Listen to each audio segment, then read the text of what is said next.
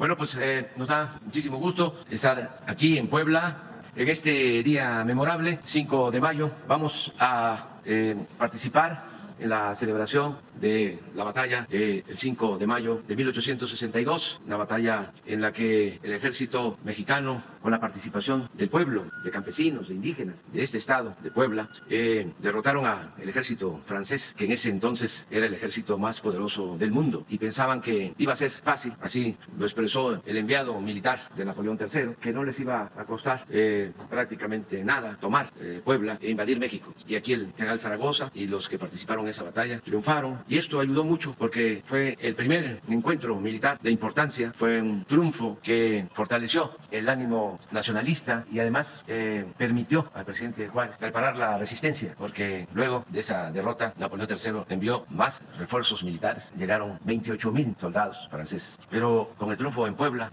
decía yo, el presidente Juárez contó con tiempo, 12 meses para preparar la resistencia y iniciar su peregrinar hacia el norte en defensa de la República. Entonces es un día muy especial para los poblanos, para los mexicanos, este día 5 de mayo. Y vamos también a informar sobre la situación de la seguridad en Puebla. Todo esto con la participación del ciudadano gobernador de Puebla, Sergio Salomón Céspedes, que ha estado trabajando con nosotros de manera coordinada.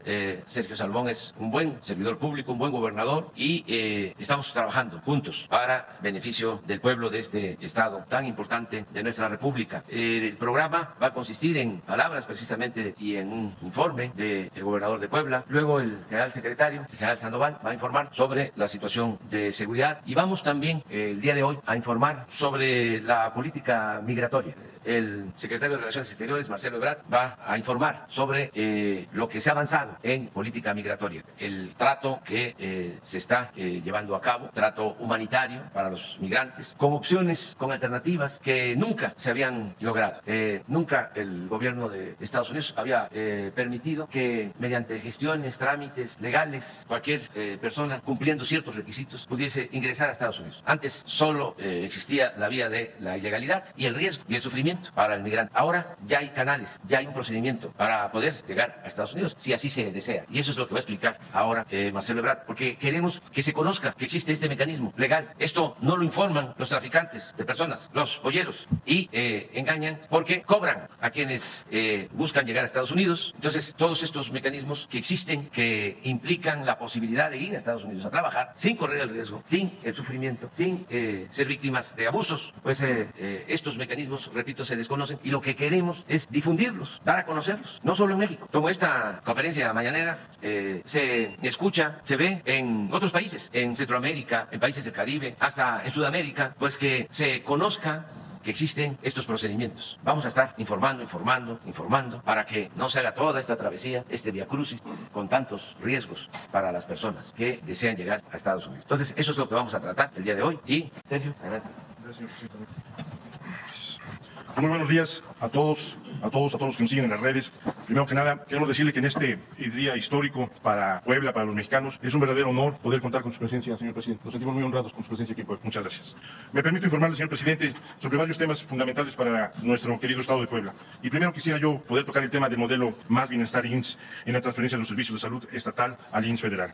Nosotros quisiéramos hacer una relatoría de lo que se ha venido haciendo por parte del gobierno federal. En septiembre del 2017, derivado del sismo acontecido, el hospital de San Alejandro había resultado con daños en las escaleras, muros y elevadores. ¿Sí? Por su parte, el gobierno en su momento visitó Puebla y anunció que el inmueble sería derribado. En diciembre del 2017, el IMSS concretó la compraventa de un terreno de 62,000 metros, donde un grupo de empresarios iniciaron la construcción de un nosocomio privado que denominaron Centro Internacional de Medicina CIMA, ubicado en la Reserva Territorial Atliscayo, mismo que inició hace 20 años antes y no se había concluido. IMSS gastó 427 millones de pesos en el terreno del proyecto CIMA, mismo que cuenta con una construcción a medias para sustituir al Hospital San Alejandro. Para mí es muy importante enfatizar que el gobierno en el periodo o del sexenio anterior, primera, ni hizo nada en el Hospital San Alejandro, en el cual no se pudo derribar la construcción que existía ya dañada, ni tampoco se pudo echar adelante el nuevo hospital que habían comprado con el denominado proyecto CIMA. Fue hasta que llega el presidente Andrés Manuel López Obrador, donde se da cuenta que el edificio comprado no servía para poder edificar un nuevo hospital ahí. En enero del 2020 se anuncia el programa de emergencia para la sustitución del Hospital General Regional en la Unidad Médica de Atención Ambulatoria en San Alejandro, anunciando por su gobierno una inversión de 2.050 millones de pesos. Se anuncia en febrero del 2020 el primer infectado de COVID en México y eso retrasa el plan de intervención para poder sustituir a San Alejandro. En agosto del 2021 se da el inicio del desmantelamiento del Hospital San Alejandro, cuyo costo fue superior a los 5 millones de pesos y se le empieza a dar solución a eso que habían dejado olvidado desde hace mucho tiempo. En diciembre del 2024, el gobierno federal anuncia proyectos de infraestructura para Puebla con inversión superior a más de los 5 mil millones de pesos, lo que permitirá contar con más de 500 camas adicionales, en donde se busca dar la solución del problema que había encontrado usted al llegar, señor presidente, y se incrementan las camas en La Margarita y se da el inicio al nuevo hospital de Cuauhtlancingo, el cual fue inaugurado el día de ayer por medio de Zoé Robledo.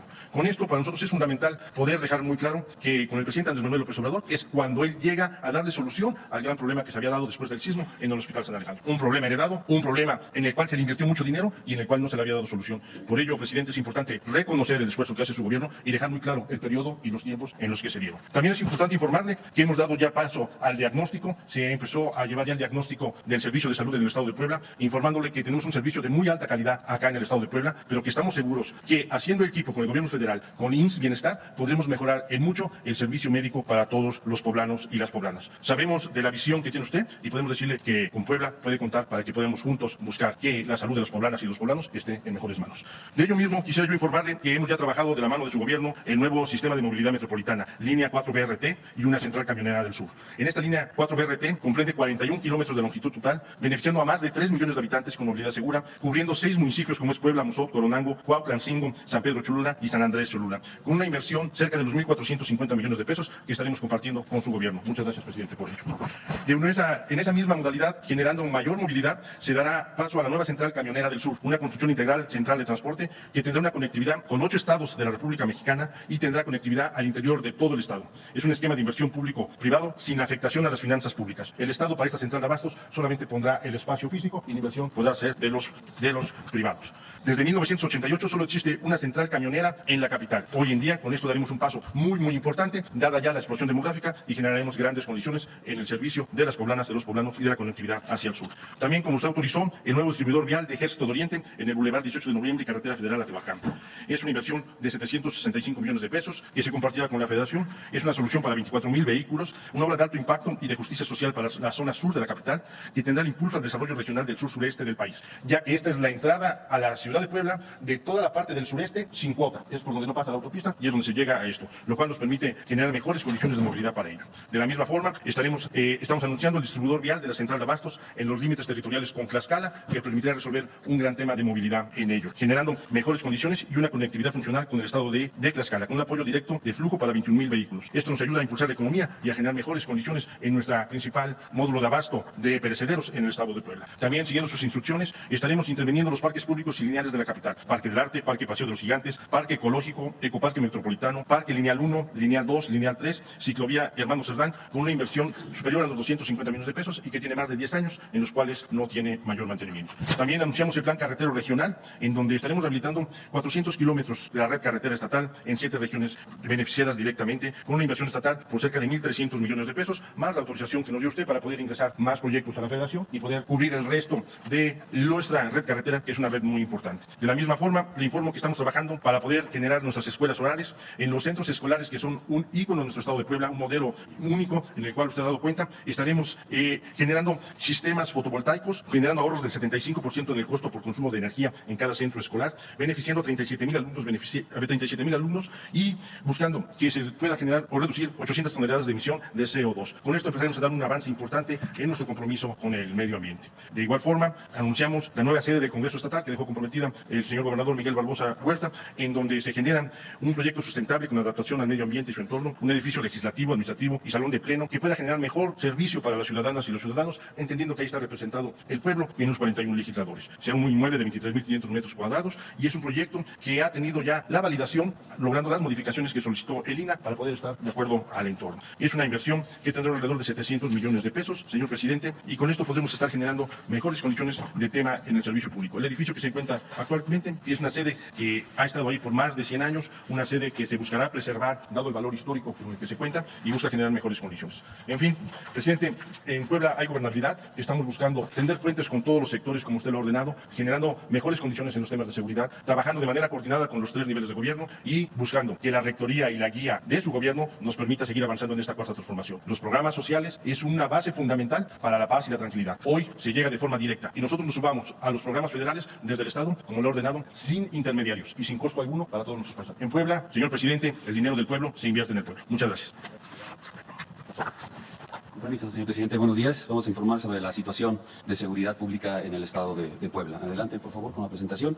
Tenemos que el estado tiene una cantidad de 6.5 millones de habitantes y concentra en 3 municipios, el de Puebla, Tehuacán y San Martín, Texmelucan, el 33% de su población, 2.1 millones de pesos. Y vamos a observar en la presentación que ahí es donde tenemos identificado las situaciones delictivas, pero también ahí están los efectivos de las fuerzas de seguridad también trabajando.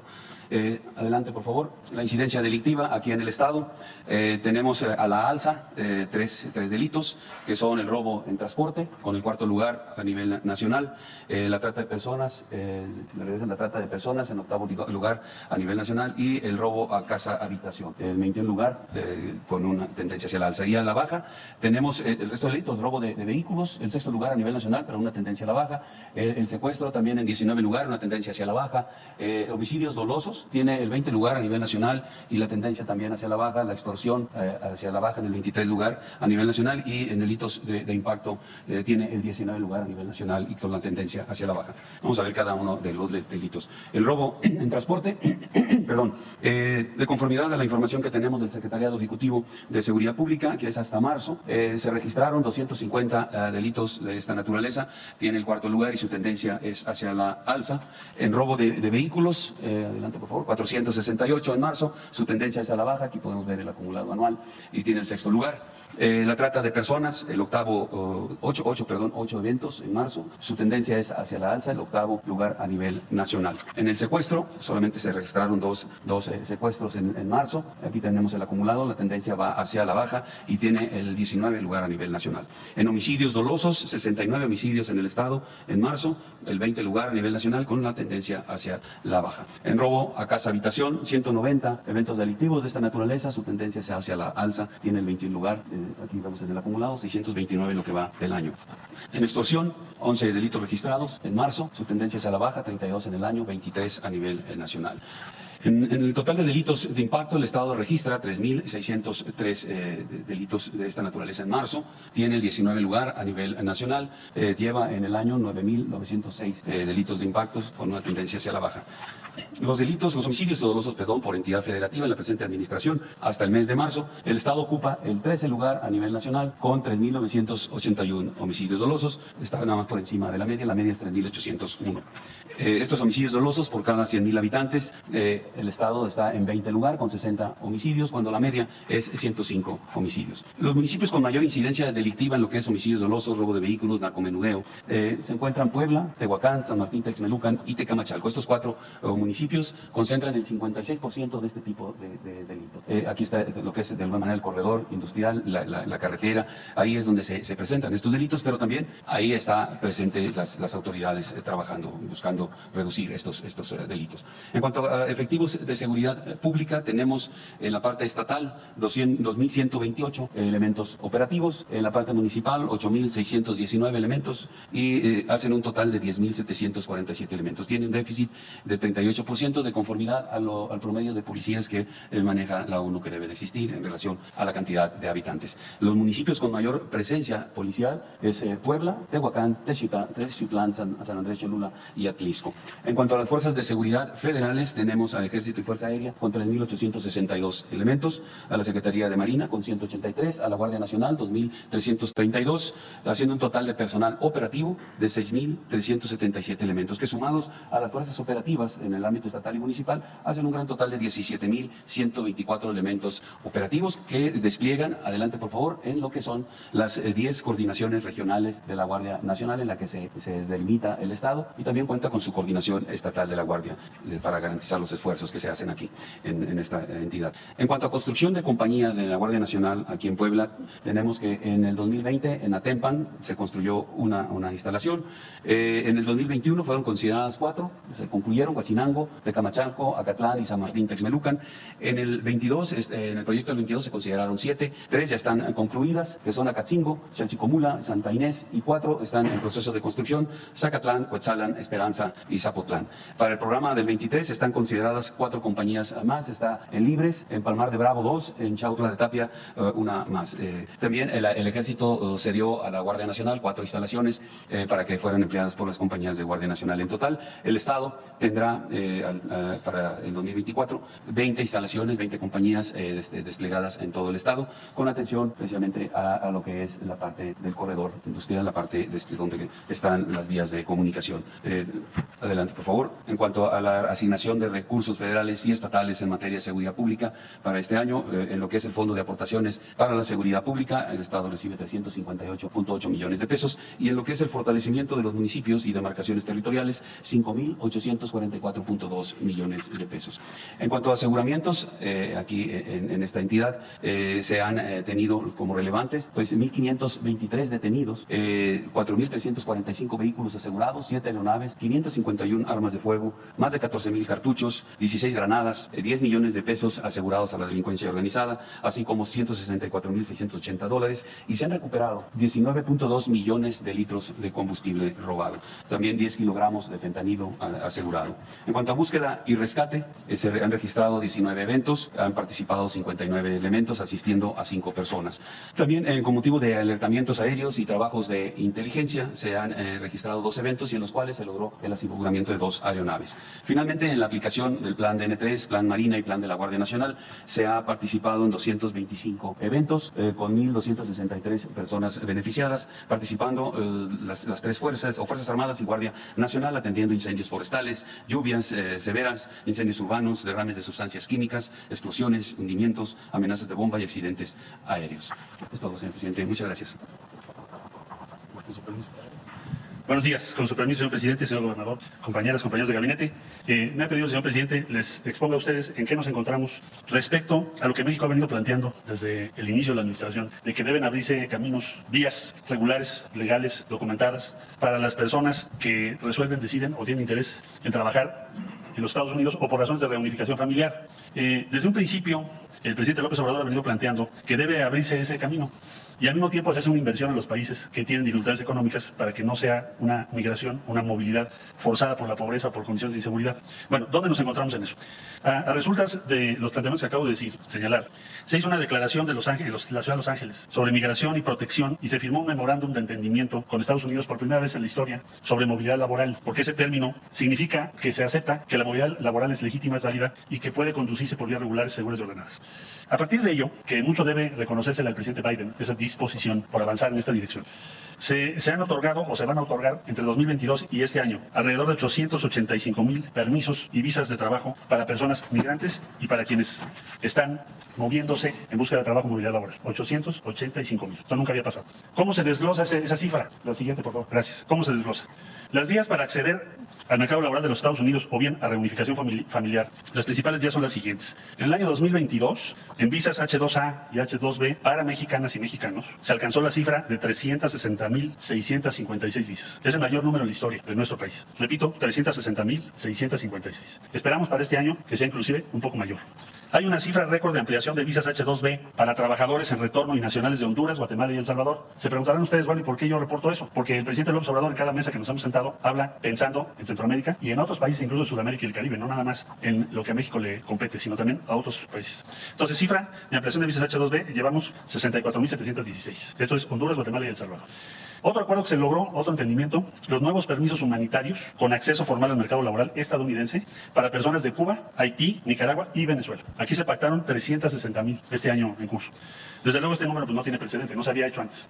Hay también ahora un reciente anuncio que nos pareció muy positivo en esta misma línea, que son nuevos permisos de reunificación familiar para personas de Honduras, Guatemala y El Salvador. Estos son 100,000, que tampoco existían anteriormente. Y además se abren centros regionales de procesamiento en Guatemala y Colombia, porque no necesitas, no es prudente, no es conveniente, es riesgoso incluso el ofrecimiento que hacen muchos de los denominados coyotes de que yo te llevo a Estados Unidos. Entonces, bueno, se van a instalar centros regionales en Guatemala y Colombia para evitar ese tránsito y ese periplo y ese viacrucis.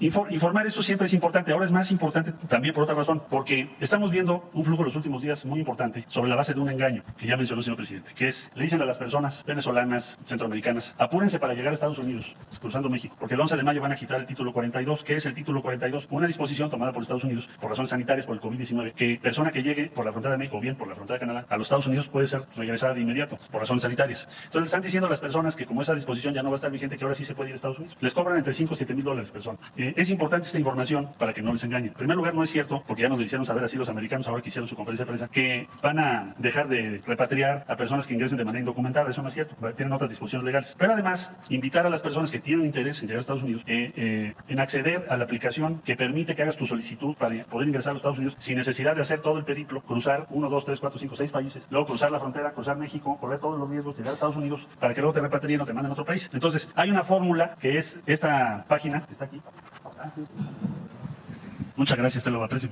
Entonces, se puede visitar este sitio de la aplicación CBP One para poder hacer el trámite que estoy comentando, o bien dirigirse a las embajadas y consulados de los Estados Unidos. Pero es falso, para insistir en ello, que ya a partir del 12 de mayo no hay ningún problema, te brincas, pagas 5 o 7 mil dólares de lo que te cobren y te vas a quedar en Estados Unidos. Es un engaño y se arriesgan. Máxime que hay una vía acordada para que puedas tú acceder, para que puedas tratar de hacer tu solicitud. Para eso necesitas, pues no ingresar a Estados Unidos obviamente por vía indocumentada, sino hacerlo por esta vía. Es una aplicación. Bueno, también pongo aquí, para los que quieran venir a México y buscar empleo en México, tenemos un portal de nuestro Servicio Nacional de Empleo, que es Empleo Gobierno de México, para las personas que quieran venir a trabajar en México. Como ustedes saben, nuestro país tiene muchas fórmulas jurídicas para que esto sea factible y no necesitas correr riesgos. Lo que quisiéramos enfatizar, la preocupación es evitar esos riesgos. Terminaría yo este reporte también, porque me pidió el señor presidente que así lo hiciera, reportándoles a ustedes lo siguiente. Algunos cambios en nuestro servicio consular en los Estados Unidos para todos nuestros paisanos que nos están viendo. A partir del 22 de mayo se van a poder programar por WhatsApp a ese número 424-309-0009, 424-309-0009, las citas en los consulados, que es uno de los motivos principales que nos han insistido que tenemos que mejorar. Y tenemos ya traducción simultánea al náhuatl, otomí, mixteco y zapoteco por primera vez en la historia de México, que nos pidió el presidente que así fuese. Otra cosa importante de informar es que la matrícula consular en cualquier consulado se va a poder tramitar sin importar el estado en el que residan nuestros connacionales en los Estados Unidos. Vamos a tener un aumento salarial para el personal que tenemos en ventanillas en nuestros consulados entre el 5.9 y el 14% por instrucciones del presidente de la República, porque es el personal que más trabaja con nuestros connacionales. La siguiente, por favor. Se creó un programa que se llama Defensoría de Personas Mexicanas en Estados Unidos en materia penal, por instrucciones del presidente. Puedo decirles que se ha apoyado a nuestros connacionales que están en procesos penales por delitos graves, porque les ponen sentencias desproporcionadas muchas veces porque no tienen buena cobertura jurídica, y esto nos ha llevado a que el 98% de los casos hayamos tenido éxito, particularmente cuando se trata de pena de muerte. Y vamos a ampliar servicios a Canadá también de nuestro Centro de Información y Asistencia a Personas Mexicanas, 24 horas del día, los 7 días de la semana. Entonces, concluyendo, lo que se ha logrado, 885,000 permisos, visas, incluyendo mexicanos, Centroamérica, Caribe y Sudamérica, no se había tenido nunca. Hay vías que puedes tener acceso. Lo que se busca es evitar los riesgos que corren las personas, que sea una movilidad segura, ordenada, regular y que haya protección de los derechos de las personas. Es lo que el presidente está insistiendo, y sí es relevante darles este anuncio, porque eso, CBP One, puedes acceder a esa aplicación para hacer tu solicitud, o bien buscar embajadas de Estados Unidos y consulados de Estados Unidos. ¿Será cuánto, señor presidente? Vamos a dividir, ¿no? Puebla y el resto del país. Adelante. Y luego una compañera de Puebla, compañero. Tú puedes ser. Ya. Puebla también. ¿Qué tal? Muy buenos días, señor presidente, secretarios, gobernador. Muy buenos días, Juan Hernández, del Diario Basta, del Grupo Cantón. Referente a esta situación de la migración, voy a retomar un poquito lo que usted ayer mencionaba de lo del fentanilo, que lo quieren meter en este caso en las campañas, en la agenda de campañas que hay de Estados Unidos, pues digamos como una manera de presión para México. Ahorita que usted ha expuesto todo este esfuerzo que se ha venido haciendo precisamente para apoyar y de alguna manera hacer justicia a los migrantes que pues han estado de alguna manera en sus países de origen, no han tenido esa atención a las causas. ¿Cómo ustedes van a trabajar precisamente para evitar que estas presiones afecten a todo el trabajo que han venido haciendo? Ese sería mi primer planteamiento, porque a final de cuentas se pone en riesgo todo el esfuerzo de justicia pues para estas personas que pues están buscando bienestar, y en este caso retomar lo que usted decía, atacar las causas de la migración, pero también de la violencia, y en este caso de la falta de justicia para ellos. Bueno, yo creo que lo mejor es informar sobre lo que se está haciendo, que se conozca cómo estamos trabajando con el gobierno de Estados Unidos para atender tanto el tema migratorio como lo del tráfico de drogas, y en especial lo del fentanilo. Vamos a estar constantemente informando. Ayer se hizo para demostrar de que habían mentido en un reportaje, porque siempre charolean de que se trata de medios muy prestigiados, muy famosos, del extranjero, de Inglaterra, de Francia, de Estados Unidos, y como si no mintieran, como si fuesen medios objetivos, profesionales, que no estuviesen también sometidos a los intereses creados, ya sea de esos países o de poderes transnacionales, hegemónicos. Entonces, vamos a estar aclarando constantemente para informar a los mexicanos y a estadounidenses, porque cada vez se sabe más sobre nuestro país y son muchos, podríamos hablar de millones, los que en el extranjero ven estas mañaneras y están pendientes, sobre todo nuestros paisanos en Estados Unidos. Entonces vamos a seguir así, informando. ¿Qué es lo que se está haciendo en coordinación con el gobierno de Estados Unidos en el tema migratorio? Son dos cosas, fundamentalmente. Primero, que se invierta más en países pobres, donde la gente no tiene opción, no tiene alternativas y se ve obligada a emigrar. Eso lo estamos sosteniendo desde hace años. El que se invierta en Centroamérica, en países del Caribe, en países de América Latina, nos ha costado mucho el que el gobierno de Estados Unidos lleve a cabo estas acciones. ¿Cuánto ha invertido a la fecha el gobierno norteamericano y lo que se comprometió? Como hemos estado cuestionando que se habían comprometido el gobierno anterior del presidente Donald Trump a $4,000 millones y no se invirtió esa cantidad. Y con el presidente Biden, pues una cantidad similar, pero ayer recibí el reporte de que tienen una inversión, como hemos estado planteándolo, de $400 millones en Centroamérica. Nosotros estamos invirtiendo en Centroamérica y en el Caribe en programas para el bienestar de la gente. Se está aplicando el programa Sembrando Vida, se está aplicando el programa Jóvenes Construyendo el Futuro. Estamos invirtiendo alrededor de $150 millones en apoyo a nuestros hermanos centroamericanos y del Caribe, porque no podemos predicar, hablar, sin poner el ejemplo. Por eso se está avanzando. Yo quiero dejar de manifiesto que el presidente Biden está totalmente de acuerdo con nosotros en esta política. El lunes va a estar nuestra representante para la cooperación internacional, Laura Carrillo, va a estar en Guatemala con el embajador de Estados Unidos en México. Y de ahí van a visitar Washington. Tienen reuniones con ese propósito de que haya recursos suficientes. Está demostrado que donde aplicamos los programas de bienestar se atempera, se reduce la migración, porque la gente no va a Estados Unidos por gusto, va por necesidad. Entonces eso lo estamos atendiendo. Y estamos convenciendo, ya hemos avanzado mucho, porque hay una buena disposición y son muy sensibles los asesores que apoyan al presidente Biden. Él tiene mucha voluntad de trabajar este tema y sus asesores también han estado ayudando, porque les decimos, hay 4 maneras de ayudar y ellos han estado optando por 3 y nosotros insistimos en la 4, siempre 4. Siempre en la cuarta. La primera es que ellos dicen, tenemos desconfianza de los gobiernos, porque podemos enviar los recursos y no llegan. Nosotros decimos, hay que confiar en los gobiernos. No todos los gobiernos son corruptos en los países de Centroamérica, del Caribe, pero hay esa desconfianza. Segundo, ¿qué es lo que más hacen, en lo que más confían? Les dan dinero a las organizaciones no gubernamentales de la llamada sociedad civil. Nosotros le decimos, eso no llega a los beneficiarios, porque hay muchísimas organizaciones no gubernamentales, entre comillas, o de la sociedad civil, que ya tienen esa actividad como un modo de vida para asesores, profesionales, burócratas. Entonces les dan a esas asociaciones el dinero y lo que hacen es que distribuyen ese recurso pagando sueldos a expertos, rentando oficinas, comprando vehículos último modelo. Y ahí se quedó en el aparato burocrático el dinero y no le llega a la gente. Pero ellos traen mucho eso. Bueno, es un asunto mundial. Así también operan. Esto desde el periodo neoliberal se empezó a extender. Así también se opera en la ONU, donde supuestamente lo más eficaz y lo más confiable son las organizaciones no gubernamentales. Y hay cientos, miles que se crean, que sustituyen las funciones de los gobiernos, que se constituyen de manera legal, legítima, mediante procesos democráticos. Entonces son como gobiernos paralelos. Claro, hay organizaciones de ese tipo que tienen un doble propósito. En apariencia es para ayudar a la gente, para lo ecológico, para derechos humanos, pero también tienen otra función, que es la de informar a quienes les dan los dineros. Hacen labor, no de inteligencia, de espionaje. Entonces, eso nosotros decimos, no funciona. Ya lo hemos observado en Centroamérica. Hemos visto, por ejemplo, van a ciudades de Centroamérica y se hospedan en los hoteles los integrantes de estas asociaciones de más lujo. Carros último modelo y prepotencia, y están rodeados de atenciones y de privilegios. Entonces, ese es lo segundo. Lo tercero, dicen, vamos a promover inversión, que empresas estadounidenses o empresas canadienses inviertan en Centroamérica, inviertan en el Caribe, y así se van a generar empleos. Y de esa forma, pues ya la gente no va a emigrar. Pues sí, nada más que eso lleva tiempo. Y nosotros les decimos, ya para cuando esas empresas empiecen a contratar mano de obra, a generar empleos, pues ya vamos a estar muertos, como decía Keynes. Entonces eso, claro que es lo ideal. Si hay inversión y se establecen empresas, pues hay trabajo y ya no hay necesidad de salir de las comunidades, de los pueblos, de los países a buscar trabajo a Estados Unidos. Entonces decimos, sí, está bien, pero eso lleva mucho tiempo.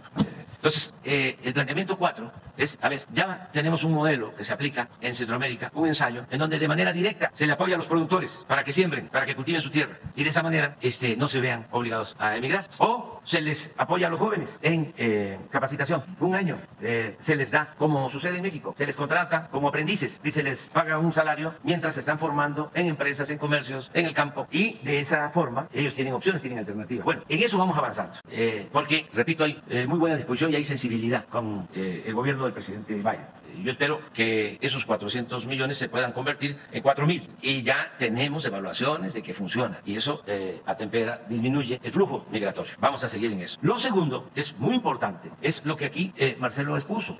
Por primera vez en mucho tiempo, el gobierno de Estados Unidos, y en especial el gobierno del presidente Biden, abre esta posibilidad de que el que quiera trabajar en Estados Unidos pueda hacer un trámite legal y no arriesgarse confiando en un traficante de personas, en un pollero, en un coyote, que por $5,000, $7,000 se compromete a dejarlos en la frontera del lado estadounidense. Pues eso es incierto y sobre todo muy riesgoso, y antes pues a lo mejor era la única posibilidad que existía para llegar a Estados Unidos, al llamado sueño americano. Hace unos días me contaron que en San Francisco, paisano que tiene su taquería, estaba platicando con otro paisano y le dice, oye, vámonos ya de regreso a México. ¿Qué sueño americano ni qué nada? Ahora es el sueño mexicano, ahora es el sueño mexicano. Ya ven cómo me dice, que no lo voy a repetir aquí. Ya están dando pensiones para los adultos mayores y hay trabajo, vámonos. Es una plática. Así. Entonces, nosotros agradecemos mucho al presidente Biden que haya abierto estos caminos legales. ¿Qué les digo a nuestros hermanos centroamericanos, del Caribe, de otros países de América del Sur, de Latinoamérica? De que vayan a las embajadas de Estados Unidos, porque hablamos con los responsables de estos programas en la Casa Blanca, habló el secretario de Relaciones Exteriores, Marcelo Ebrard, para que en las embajadas, en Guatemala, en Honduras, en El Salvador, en Colombia, en todos los países donde hay una representación de Estados Unidos, sea una embajada, sea un consulado, ahí los diplomáticos estadounidenses de esas embajadas, de esos consulados, den toda la información, porque existe esta aplicación a la que hizo mención también Marcelo, pero pueden ir a estos centros, a estas embajadas, y ahí van a tener información. Además, ya se acordó de que en Guatemala va a haber un centro especial con este propósito, y otro en Colombia, así es, Guatemala y Colombia, con el mismo propósito. Y decirles que, bueno, nosotros los vamos a cuidar si ya están en territorio mexicano, porque son nuestros hermanos, los comprendemos, porque necesitan vivir, y el principal de los derechos humanos es el derecho a la vida. Pero también informarles de que estos trámites legales no proceden si los hacen en México. Es decir, si ya decidieron llegar a Estados Unidos por México, ya no procede el trámite para poder llegar de manera legal. Eso también aclarar. Y decirles que nosotros vamos a cuidarlos, pero sí hay riesgos, muchos riesgos. No solo es esto que nos dolió tanto de Ciudad Juárez, muchos riesgos en la transportación que estamos cuidando, porque en trailers, en cajas de trailers, trasladan a 300, 400 sin ventilación. Y lo otro también, secuestros de la delincuencia organizada, que estábamos allí atendiendo. Ahora tenemos otra vez problemas en Matehuala, en San Luis Potosí, y son secuestros a migrantes. Entonces, si existe esta opción, esta posibilidad, hay que utilizarla, y nosotros vamos a estar pendientes para que no se burocratice el mecanismo, que no se haga la solicitud y se lleven muchísimo tiempo para autorizar que puedan estar en Estados Unidos. Nosotros vamos a estar pendientes de que se agilicen los trámites, que nos ayuden de esa manera, pues internalizando toda esta información y también socializándola, difundiéndola con paisanos, que se conozca que existen estos mecanismos, y vamos a estar pendientes. Eso es por lo que tiene que ver con la cuestión migratoria. Lo segundo, que es interesante, es lo del fentanilo, como lo de ayer.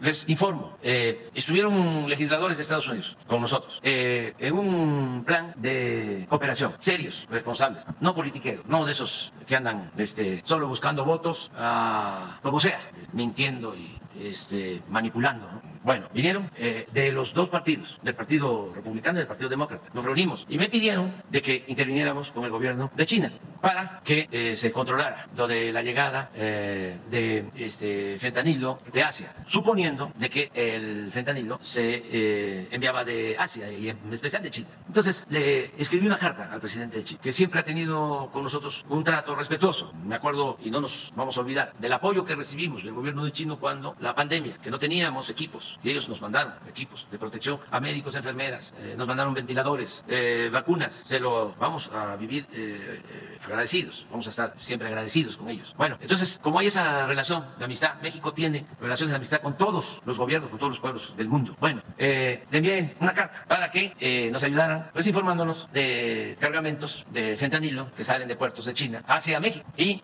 explicándole que pues es una situación humanitaria, independientemente de las diferencias que puedan tener entre el gobierno de China, el gobierno de Estados Unidos o con cualquier gobierno, pues se trata de la vida de muchas personas. Por el fentanilo pierden la vida cada año 100,000 personas en Estados Unidos, la mayoría jóvenes. Entonces todos tenemos que ayudar, es una cuestión humanitaria. Entonces contestaron de que ellos no importaban, o mejor dicho, que no exportaban que fentanilo, que no tenían registros y que sí, nosotros podíamos ayudarles también en muy buenos términos a probar de que llegaba fentanilo de China. Ya tenemos las pruebas. Un cargamento llegó de un puerto de China, un contenedor, a el puerto de Lázaro Cárdenas, Michoacán. Entonces, se hizo todo el análisis ya del laboratorio y muy respetuosamente vamos a enviar esta información con la misma solicitud de que nos ayuden a informarnos cuando salgan estos químicos y si es posible que ellos impidan que estos químicos salgan de sus puertos, que solo se permita que salgan pues sustancias o fentanilo utilizado para fines médicos, que no es el caso que se detectó. ¿De cuánto era el cargamento? De una vez vamos a dar a conocer lo general, ya lo específico más adelante, ¿de acuerdo? Entonces, en lo general, le voy a pedir al almirante Ojeda que nos informe.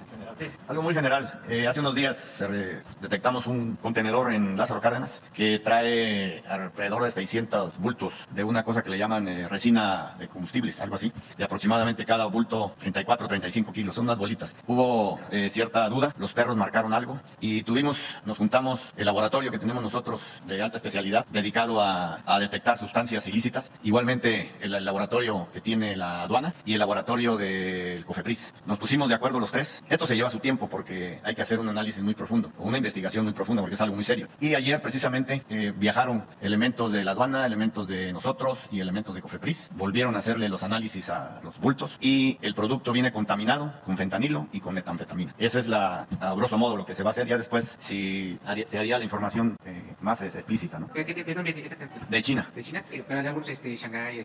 ¿Perdón? ¿Shanghái, algún puerto? Creo que es Busan, algo así. No tengo ya tenemos toda la información, pero creo que es Busan, pasó a Corea del Sur y de ahí a Lázaro Cárdenas. ¿Perdón? No tengo la fecha, pero ya tiene días, tiene algunas semanas. Porque esto el procedimiento no es sencillo, pues, para detectarlo. Pues. ¿En total cuánto sería el cargamento? O sea, no sabemos. ¿O tienen que separar? No sabemos. Dijimos general, ¿no? Bueno, perfecto. Bueno, gracias. Bueno, ya después, porque si no... La segunda pregunta.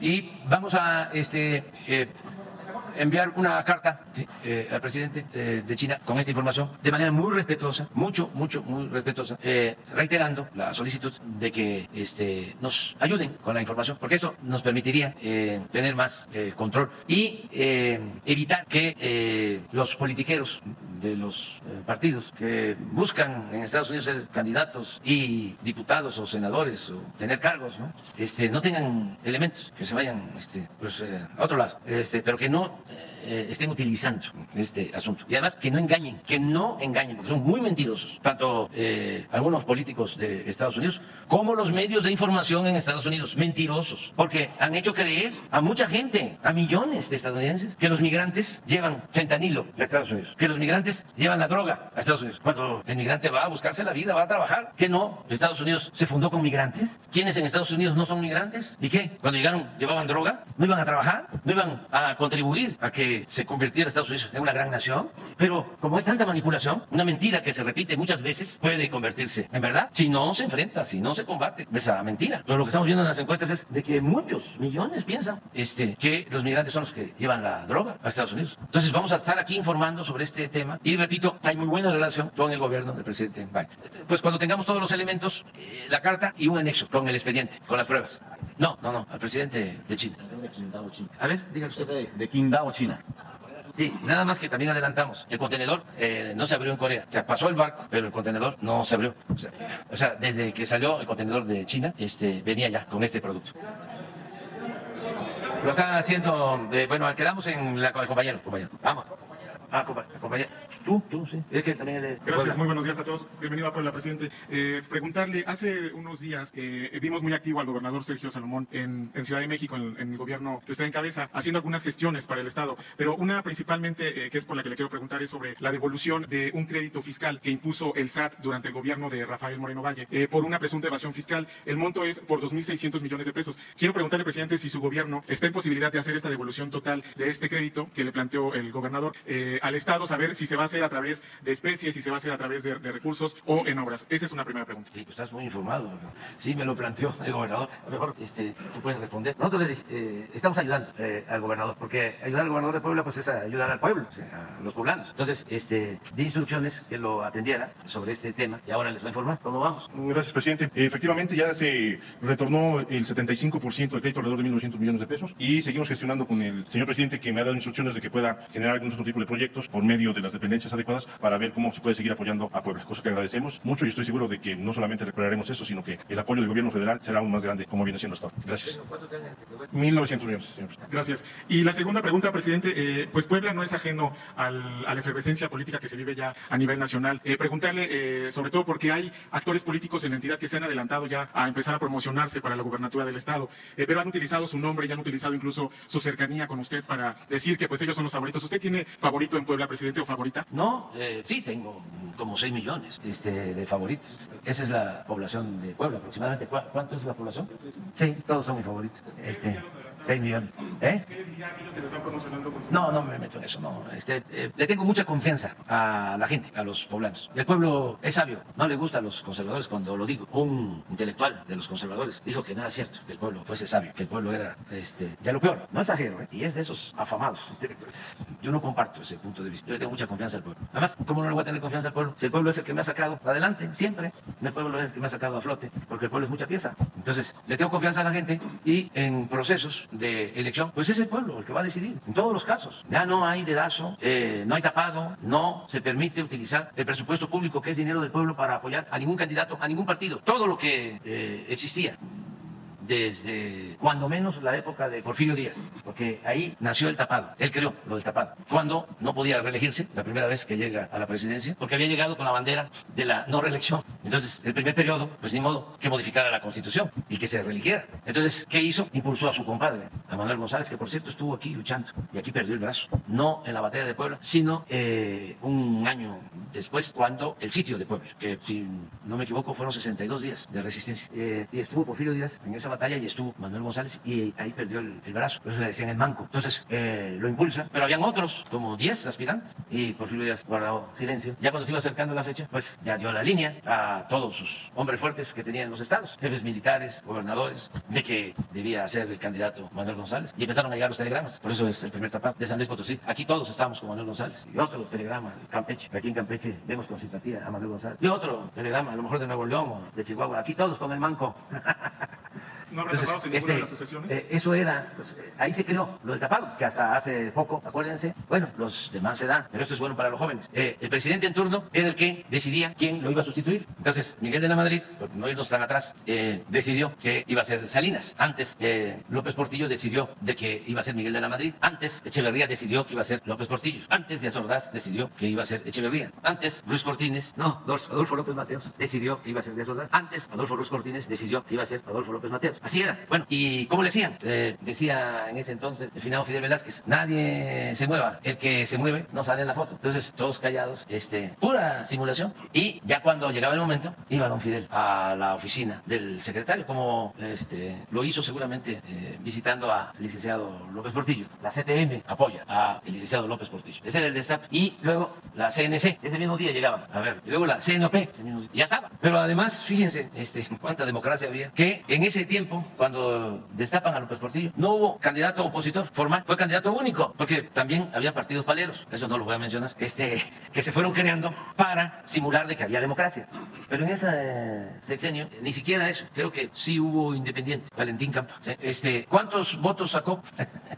¿Qué porcentaje de votos obtuvo el finado López Portillo, pues como el 90% de los votos. ¿Y ustedes creen que votaron así, millones? No, en las mesas rayaban las boletas. Todavía nos lo hicieron a nosotros aquí, en Puebla y en otros estados. Cuando impusieron a Felipe Calderón, que llegaron a un acuerdo con el gobernador de entonces, Marín, los del PAN, porque primero ayer hablaba yo de que el finado Monsiváis decía que la única doctrina de la derecha era la hipocresía. Primero decían, fuera Marín, fuera Marín, fuera Marín. ¿Sí se acuerdan, no? Y luego se pusieron de acuerdo y les ayudó Marín en el fraude y ya no fue fuera Marín, fuera Marín. Entonces aquí también tacharon boletas y rellenaron urnas y falsificaron actas cuando el fraude del 2006, cuando nos robaron la presidencia. Entonces, ya eso, ya no, la compra del voto, el que se acuerdan cómo repartían aquí en Puebla tinacos, no voy a decir de qué color, letrinas, no voy a decir también de qué color. Entonces, todo eso, pues ya no, y despensas, pero al por mayor, materiales de construcción, pollos, patos, chivos, borrego, puerco, cochino, marrano, cerdos. Decían allá en Campeche, no queremos candidatos, ni de pollos ni de patos. Y frijol con gorgojo, ¿no? ¿Se acuerdan de todo eso? Entonces, ya nada, que el pueblo decida libremente, que haya una auténtica, una verdadera democracia. La compañera. Presidente, son dos preguntas. La primera, soy Tania Damián del portal de Noticias Ángulo 7. La primera, que sobre los proyectos que presentó el gobernador. Queremos aclarar el tema ese que estábamos tratando, porque seguimos con la investigación, ¿no? Ahorita me están informando, ese contenedor se cargó en Qingdao, China, ahí se cargó. No sabemos cómo, lo trasladaron a Busan, Corea del Sur, y ahí se embarcó hacia Lázaro Cárdenas. Es uno de los procedimientos que utiliza la delincuencia para tratar de enmascarar de dónde o por dónde vienen los contenedores. Les vamos a pedir a esos gobiernos que nos ayuden para aclarar cómo es que salió, de dónde y etcétera, ¿no? Tenemos otra información, pero no se las podemos decir, ¿no? Gracias. Ahora sí, te escuchamos. Una disculpa. Buenos días, presidente. Tania Damián del portal de Noticias Ángulo 7 y a todos los presentes.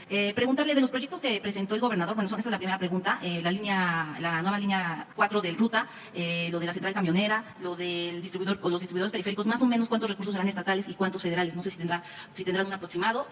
También entiendo que irán algunos recursos de manobras. Esa es la primera. Y la segunda es cómo reivindicar la memoria histórica a propósito del 5 de mayo, de los pueblos indígenas que participaron en esta batalla, pueblos de Xochapulco, de Zacapuastla, de Tetela de Ocampo. Lo anterior porque me contactaron descendientes que integraron el 6º batallón de estas comunidades y que recuerdan mucho, me comentaron, la guardia de honor que usted hizo al general indígena Juan Francisco Lucas. ¿Cómo reivindicar tanto históricamente, social y hasta políticamente estas comunidades que precisamente estarán también ahí en el presidium, algunos descendientes, pero cómo lograr que ellos también sean reconocidos y que sean recompensados de alguna manera por esta participación a la soberanía nacional? Esas serían mis dos preguntas. Gracias. Bueno, pues tenemos que recordar siempre que participaron comunidades indígenas, campesinas. Yo en mi discurso de hoy lo subrayo, lo menciono, y así tenemos que estarlo recordando, porque sí participó el ejército regular profesional, pero fue el pueblo. Eso es un timbre de orgullo para este estado, porque participaron comunidades indígenas, campesinos en la batalla de Puebla, y siempre ha sido así. Además, en el ejército, pues hay campesinos, hay obreros, por eso hablo de que el soldado es pueblo uniformado.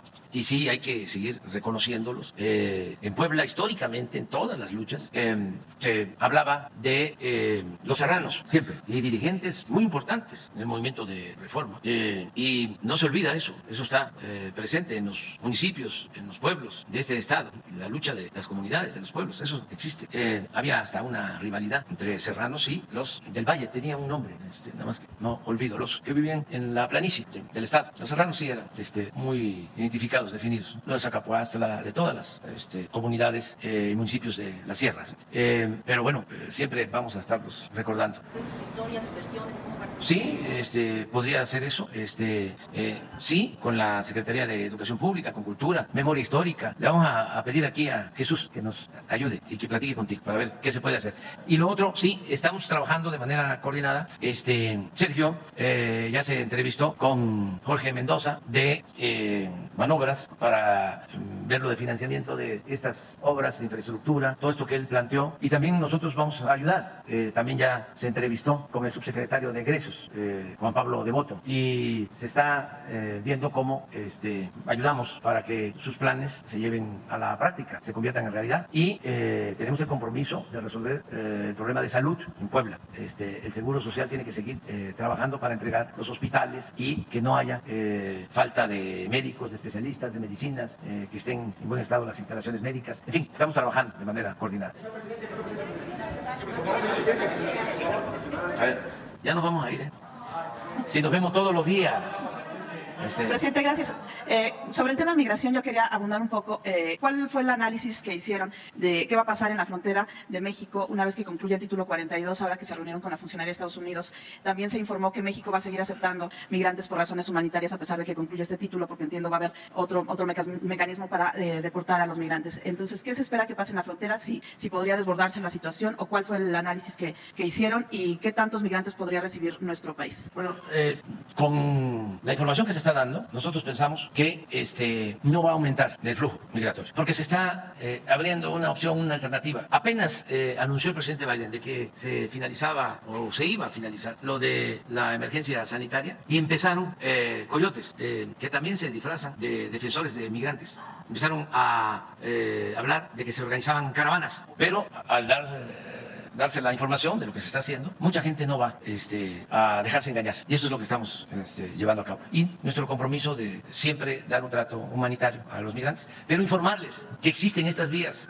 que no tienen que salir de sus países, que pueden hacer el trámite en Guatemala, que pueden hacer el trámite en Salvador, que pueden hacer el trámite en Honduras, que pueden hacer el trámite en Colombia, en Panamá, en Ecuador, que hay visas para Haití, para Cuba, Venezuela, falta uno, Nicaragua, Honduras, Guatemala, El Salvador, Haití, Cuba, Venezuela y Nicaragua. Entonces, esto va a ayudar mucho a que no aumente el flujo migratorio a partir de la desinformación y que se corran riesgos. ¿Habría alguna preparación especial justo por si se incrementa? No sé si el canciller pudiera también hablar. Estamos pendientes nada más, pero tenemos el mismo plan que se ha aplicado en otras ocasiones, de albergues, servicio médico, el cuidar lo del transporte, decirle también a la gente, a los transportistas, porque hay quienes sacan raja también, rentando trailers, y que no va a ser nada más responsabilidad de los choferes, los accidentes, porque hasta ahí llega. O los autobuses, que llegan los dueños y dicen cuando se detienen los autobuses,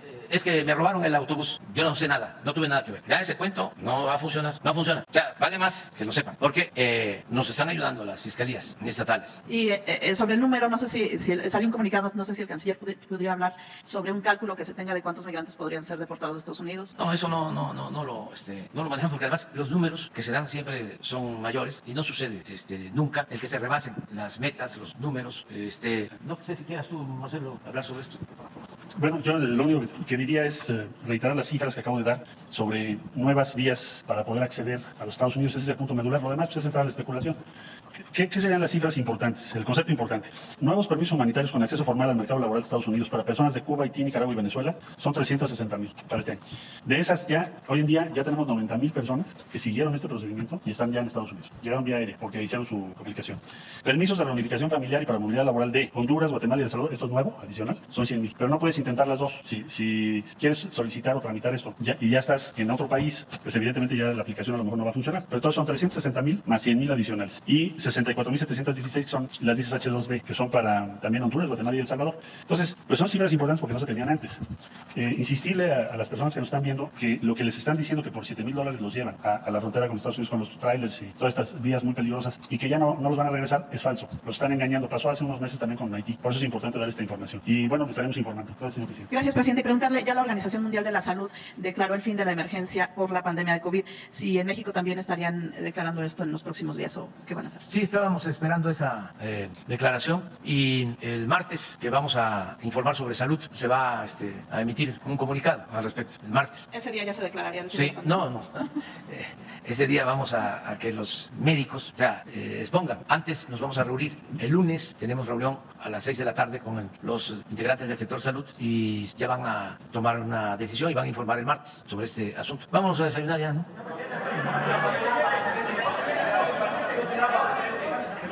Tú queda pendiente. Queda pendiente. ¿De la qué? 10 años con una empresa que solamente está causando beneficios para la misma, el crecimiento de los poblados, gobiernos de Morena, gobiernos de PAN, promesas y campaña que se han cumplido para alcanzar. Parece que la empresa es más poderosa que los gobernantes.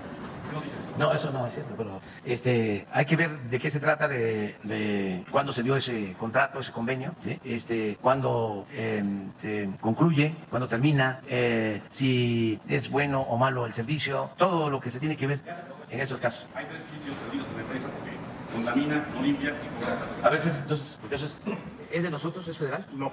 Es una concesión que se dio en el gobierno del gobernador Moreno Valle, una concesión que tenía muchos vicios con temas muy altos. Sin embargo, se hizo un análisis y un estudio por parte del gobernador Barbosa donde se dio cuenta de que financieramente era muy complicado poder cambiar la concesión que tenía Aguas de Puebla y sin embargo, lo que le daba derecho era tener un incremento de casi el 30%. Lo que se logró es que se puede llegar a un acuerdo donde no tiene un aumento de más del 4% y tiene un compromiso de inversión para poder atender parte de la zona metropolitana. Se ha hecho en conjunto con los presidentes y alcaldes de toda la zona metropolitana buscando generar las mejores condiciones. Financieramente es un tema muy complejo y muy complicado en donde hoy los municipios y el Estado no tienen el soporte para poder dar toda la infraestructura que requiere esta zona metropolitana para ello. Sin embargo, las condiciones que se hicieron para poderla bajar y poder tener condiciones hoy importantes, con un compromiso de inversión sin apalancamiento por parte del Estado, ya generan otro tipo de condiciones que en el corto plazo se empezarán a ver beneficios de inversión por parte de la empresa.